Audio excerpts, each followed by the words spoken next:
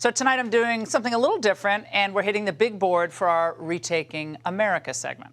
Joining me now is our friend Chris Bedford, executive editor for the Common Sense Society. Chris, great to see you tonight. Let's start in the Senate, where Republicans need just one seat to take control. So what can you tell us about Wisconsin, where GOP incumbent Ron Johnson is facing a challenge from this pretty radical guy, Mandela Barnes? There have been a lot of folks in D.C. and New York who have been trying to pretend that Wisconsin's in a lot of trouble, Ron John's in trouble.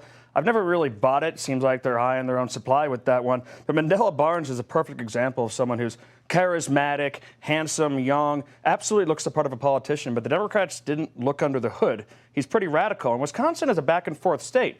It went for Obama, it went for Trump, it went for Biden. This is not someone you can really run as a radical leftist, and that seems to be a problem he's running into now, and as the Republicans define him, well, he's plummeting. So you're talking about the extreme views. Let's go through some of them here.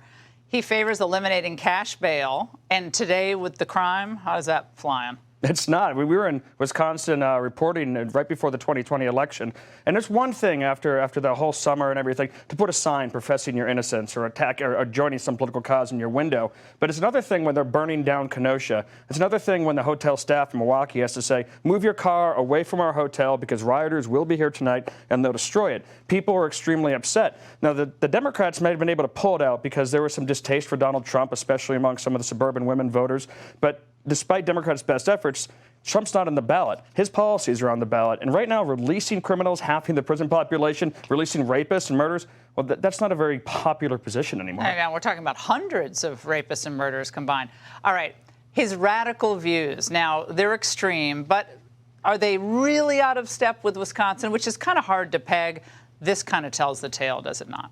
Absolutely. I mean, this is the difference between Ron Johnson being able to define his opponent and not. I mean, at this point, the senator's been releasing advertisements that just take his Mandela's ads, and Ron John talks over them and says, this is what he stands for. You see him hitting a baseball and acting like a normal Wisconsinite, but in reality, his policies are for cutting the police. He says America is an awful founding and an awful country. He says the Green New Deal should come to Wisconsin. A typical Democrat, in other words. A typical Democrat in a not typical Democrat state. All right, let's turn to the House, where incumbent Democrat Henry Cuellar is battling this newcomer, Cassie Garcia, in Texas's 28th district.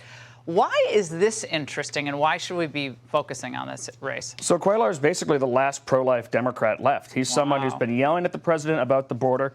He's a 9-term congressman running against an openly conservative former Cruz staffer. Now, this is a place— A Ted Cruz staffer. Yes, Ted Cruz staffer. And this is a place that used to be the future of the Democrats' plans, the Rio Grande Valley. They wrote books about how the demographic change in America was going to usher in a Democratic supermajority forever. And this is ground zero for that not working out. Democrats keep on attacking the border. These people are living this nightmare, and it's really hurting Democrats down there. He's had some support from Democratic leadership who've tried to bail him out a little bit. But in general, this is just showing the continuing trend of Democratic voters, Hispanic voters turning on the Democratic Party. So this primary that he had was so close it went to a runoff, and then a recount, and then he may have lost if the Democratic leadership didn't step in to help him, even though, again, he's at odds with the Democrat leadership on most of these big issues, like semi-automatic ban of weapons, on whether the border's secure. So why do they want him to win if he's not going to just be a rubber stamp for their policy? So he's I think he's about 40% against the president on the Democratic Party. But that 60% is helpful. And they know that the Rio Grande is changing. They know that it's going more and more red. And the woman he ran against him, the young woman, is a radical left-winger, a young one. The Democrats said, hold on a second, there's no shot she's going to win an actual general election. And maybe we can get some concessions from Cuellar if we come in to try and help him. Yeah. But it's never good for an incumbent to almost barely scrape by in a primary before a general. Remember like a couple of years ago when they said, well, Beto O'Rourke is going to be at the forefront of flipping Texas to blue. I mean, I think we saw that headline so many times. Is that and even they're still doing think pieces. Now we have Mandela, the new Beto of Wisconsin. It's the same story. Let's stay in this South Texas, though, where GOP Congresswoman Mayra Flores is battling that Democrat Congressman Vicente Gonzalez. That's the 34th district. Now, she's running for her first full term after she won that special election. We all reported on it. This really does seem like a Hispanic wave in some sections of the country for Republicans. Yes, she's, I think, the first Mexican-American woman elected to Congress for this special term. She's the first Republican in history elected to her old congressional seat. Now, because of rewriting, these two incumbents are forced to face off against each other. And I think she's got a real shot. And again, she's another person. She's not. A lot of Republicans in Democrats in Texas kind of run to the right of maybe Republicans in Massachusetts. It's not a particularly left-wing state in the local level, but all these Democrats are still in trouble. They're getting right-wing challenges, and where we see generally in the Rio Grande Valley is going to show it.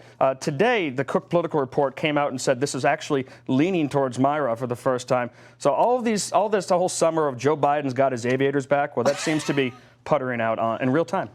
The number one state that could be a bellwether for a absolute Republican wave would be what? Let's say a gubernatorial race. If it went Republican, which one would presage a Republican wave? Oregon. I was going to say, it's got to be. It's wild that state might go Republican. It's got to be Pacific Northwest. If that goes red, then all bets are off for the Democrats. And I'll go back to Oregon. All right. Great It'll be safe again. Chris, great to see you. Thank you so much. Hey, Sean Hannity here. Hey, click here to subscribe to Fox News YouTube page and catch our hottest interviews and most compelling analysis. You will not get it anywhere else.